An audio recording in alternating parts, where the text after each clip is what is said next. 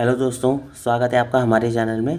और आज मैं लेके आया हूँ एक नया वीडियो जिसमें हम उत्तराखंड का जो इतिहास है उसमें जो कार्तिकेय राजवंश है उसके ऊपर कुछ इंपॉर्टेंट क्वेश्चन देखेंगे। तो स्टार्ट करते हैं वीडियो को। तो जो हमारा पहला क्वेश्चन है हमारा कि उत्तराखंड का जो ऐतिहासिक राजवंश है वो कौन सा है। तो जो उत्तराखंड का ऐतिहासिक राजवंश है वो है हमारा कत्यूरी।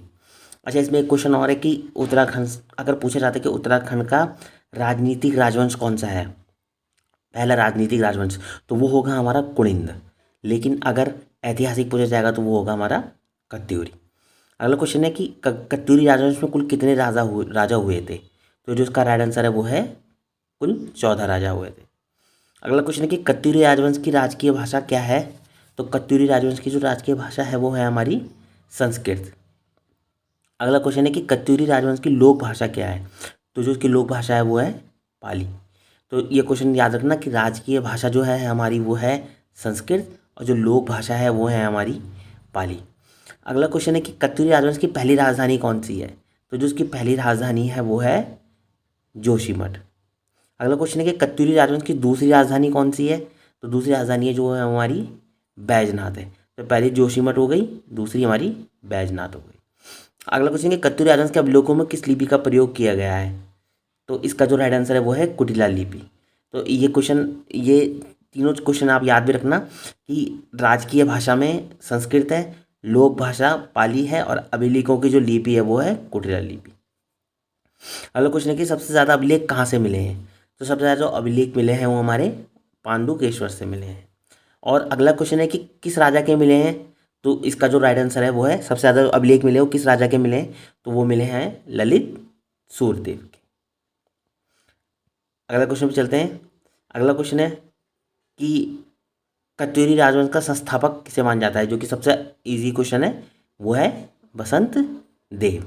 अगला क्वेश्चन है कि बागेश्वर मंदिर के लिए जो बसंत देव ने कौन सा गांव दान दिया था। तो इसका जो राइट आंसर है वो है स्वर्णेश्वर गांव।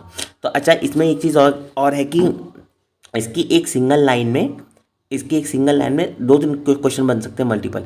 जैसे कि अगर वो ये पूछ ले कि बागेश्वर मंदिर के लिए किस किस राजा ने गांव को गांव दान दिया था। तो उसका आंसर हो जाएगा बसंत देव। अगर वो ये पूछता है कि बसंत देव ने गांव दान दिया था वो किस मंदिर के लिए दिया था, तो क्वेश्चन बन जाएगा बागेश्वर मंदिर के लिए। और थर्ड क्वेश्चन तो ये है कि कौन सा गांव दान दिया था, तो स्वर्णेश्वर गांव। तो यानी कि इससे क्या होगा कि एक सिंगल लाइन से यहाँ पे मल्टीपल क्वेश्चंस बन सकते हैं और कैसा भी पूछ सकता है। अगला क्वेश्चन है हमारे पास कि जोशीमठ के नरसिंह देव मंदिर का निर्माण किस राजा ने करवाया था। तो किसने कराया था, बसंत देव ने। अगला क्वेश्चन है कि महाराजाधिराज परम भंडारक परमेश्वर की उपाधि किस राजा को मिली थी। तो ये भी किसको मिली थी, बसंत देव को मिली थी। तो जोशीमठ के नरसिंह देव मंदिर का निर्माण भी बसंत देव ने करवाया था और महाराजाधिराज परम भंडारक परमेश्वर की उपाधि भी बसंत देव को मिली थी। अगला क्वेश्चन है कि किरातों के साथ संधि करने वाला राजा कौन सा था। तो किरातों के संग संधि करने वाला राजा था हमारा त्रिभुवन राज। अगला क्वेश्चन है कि बागनाथ मंदिर हेतु भूमिदान किसने की थी। तो वो भी किसने की थी, त्रिभुवन राज ने। तो दो क्वेश्चन इसके क्या बनते हैं कि किरातों के संग संधि करने वाला राजा त्रिभुवन राज और बागनाथ मंदिर के लिए भूमिदान करने वाला त्रिभुवन राज। अगला क्वेश्चन कि जागेश्वर में विमानों का निर्माण किस राजा ने करवाया था। तो वो जो करवाया था वो निम्बर देव ने करवाया था। अच्छा, इसमें विमानों का मतलब एरोप्लेन्स नहीं है, इसमें विमानों का मतलब है घर। यानी कि जो घर होते हैं तो उसमें क्या था कि जैसे एक सिंगल घर होता है, एक फिर डबल स्टोरी ट्रिपल स्टोरी दो मंजिला तीन मंजिला। तो जो निम्बर देवता उन्होंने डबल स्टोरी ट्रिपल स्टोरी वाले घर बनाने शुरू करे थे, तो उन्हीं को विमान बोला गया है। यहाँ पे एरोप्लेन नहीं है विमान का मतलब। तो उन्हें विमानों का जो निर्माण करवाया था वो किसने, जागेश्वर में किसने कराया था, निम्बर देव ने। यानी कि डबल स्टोरी ट्रिपल स्टोरी घरों का निर्माण। अगला क्वेश्चन कि पूरे उत्तराखंड को एक करने की कोशिश किसने की। तो पूरे उत्तराखंड को एक करने की कोशिश जो की वो ईष्ट देव गण ने की। अच्छा, इससे रिलेटेड मिलता जुलता एक क्वेश्चन ये है कि पूरे गढ़वाल का एकीकरण किसने किया, एक करने की कोशिश किसने की। तो जब गढ़वाल का पूछेगा तो आपको अजयपाल इसका राइट आंसर है। और जब उत्तराखंड को बोलेगा पूरे उत्तराखंड को, तो इसका जो राइट आंसर होगा वो होगा ईष्ट देव गण। अगला क्वेश्चन है कि प्रतापी शासक यानी कि कार्तिकेय राजवंश में कत्यूरी राजवंश में सबसे प्रतापी शासक कौन था। तो वो था हमारा ललित सूर्यदेव। अगला क्वेश्चन है कि बौद्ध धर्म का विरोध किसने किया था। तो बौद्ध धर्म का विरोध करने वाला जो राजा था वो था भूदेव। भूदेव था बौद्ध धर्म का विरोध करने वाला। अगला कि भुवन विख्यात की उपाधि किसे मिली, तो वो मिली थी इच्छर देव को। अगला क्वेश्चन है कि दीन दुखियों का रक्षक और स्वर्णदाता किसको कहा जाता है, तो वो कहा जाता है देशर देव को कहा जाता है। यानी कि क्वेश्चन है कि दीन दुखियों का रक्षक किसी कहा जाता है तो देशर देव, और स्वर्णदाता भी किसी का कहा जाता है कत्यूरी राजवंश में, तो वो देशर देव को कहा जाता है। अगला क्वेश्चन है कि बद्रीनाथ मंदिर के लिए भूमिदान किसने दी थी, तो इसका जो राइट आंसर है वो है पद्म देव ने दी थी।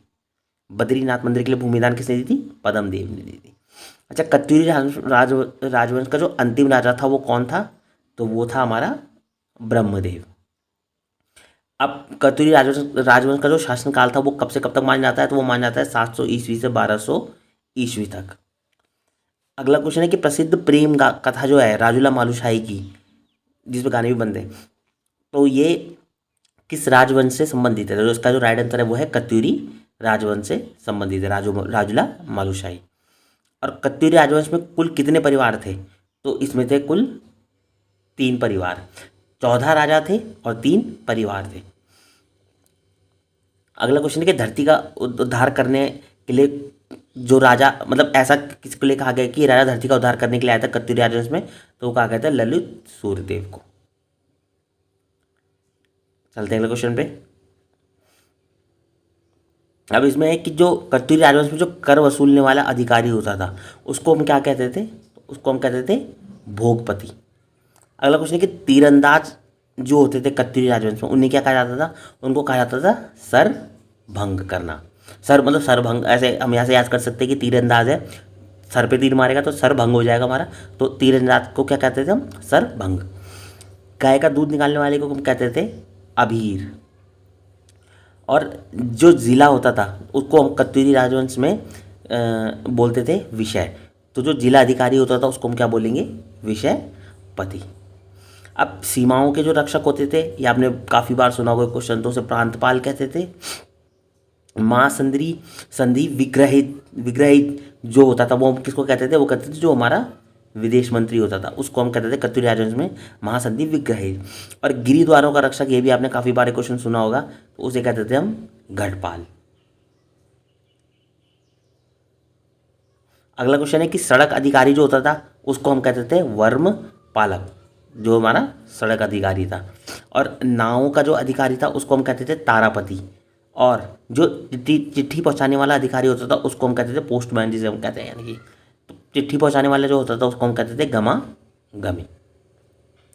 तो दोस्तों ये थे कुछ क्वेश्चंस कत्यूरी राजवंश पे, कार्तिक राजवंश पे।